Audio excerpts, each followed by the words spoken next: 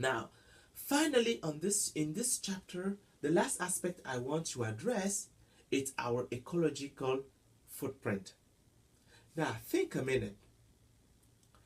In the United States, if we consider a state like California, in a state like California, there is a recent survey that shows that you have about 1.5 cars per individual. Now, this means that, well, each person has at least one car. Okay? Now, when you consider that,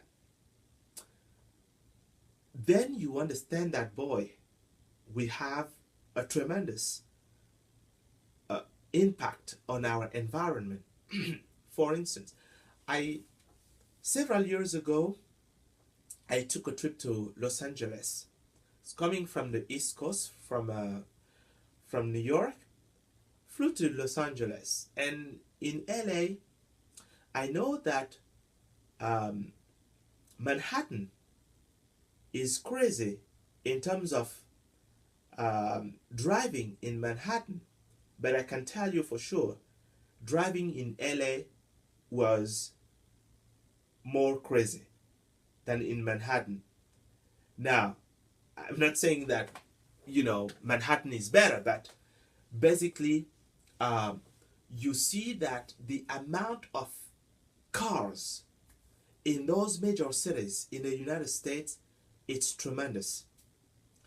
So that the quality of air that we are breathing in those cities, it's nothing compared to what we have in Tuscarawas County or Stark County, where actually the air, we can say it compared to New York, Manhattan, New York City, or LA, the air is relatively good quality. Though one may argue that, well, Dr. Jean, not quite too sure. But we're having a tremendous impact on our environment. Think of all the paper that we are using. Now, all the paper that we are using come from trees. Now, when we cut down trees to have paper for education, for books, for newspaper, etc., well, these trees that are cut down are basically leaving an empty spot behind. Now, remember, the video on the climate change addresses the problem of carbon dioxide. Too much carbon dioxide put in our environment, in our atmosphere, in the past several decades, past century. Well, how do we deal with that carbon dioxide? Okay, so when we cut down trees, we are giving the chance for more carbon dioxide to accumulate in our atmosphere. This necessarily is going to have an impact, and one of the impact that is nowadays not almost anymore a question if it's the case or not, it's global warming. We all agree that there is global warming. Okay, what causes global warming can sometimes be a debate. Okay, but we cannot deny the fact that we are putting more and more carbon dioxide in our environment, and this is basically a problem. Okay, so question: what can you do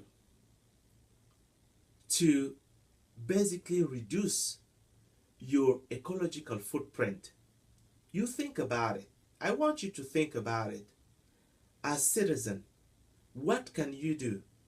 Are you using your car when you don't need to use it?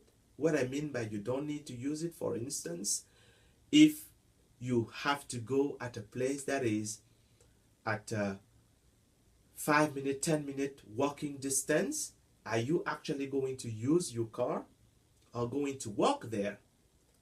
Okay? Do you necessarily have to systematically use your car? Okay? Think of maybe using a bike from time to time. That can make a difference. Okay, and one of the initiatives that have been taken in some countries in Europe, including in a city like Amsterdam. If you got a chance to go to Europe and visit a city like Amsterdam, you are going to notice that there are bikes almost everywhere. And why is that? Because of ecological footprint. Okay, people are more and more aware of the impact on our environment, and they have decided to do something about it. Okay, so that within the city there are bikes that are made available to people, so that they can actually use bikes instead of coming inside the city with their cars. So this is going to be about it for this chapter. So make sure that you do your reading, and that you do your homework, your quiz. Okay, and until I see you again, take care. Bye now.